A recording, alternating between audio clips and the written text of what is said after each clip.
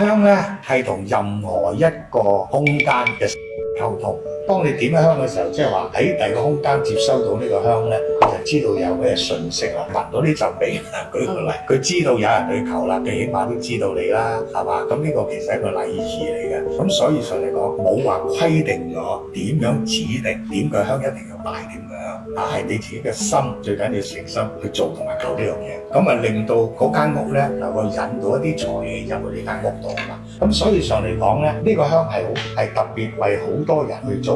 有一啲人屋企自己冇神位，或者佢要搭飛機去旅遊啊，或者去邊個地方好多日啦，佢可以呢個香好方便啦。兼且我叫設計師咧，我徒弟咧就喺呢個地方度咧做定一個位，咁你可以將呢個香咧好似而家咁啦，放喺佢入邊咯，就方便一啲大家可以旅行啊，或者佢都可以。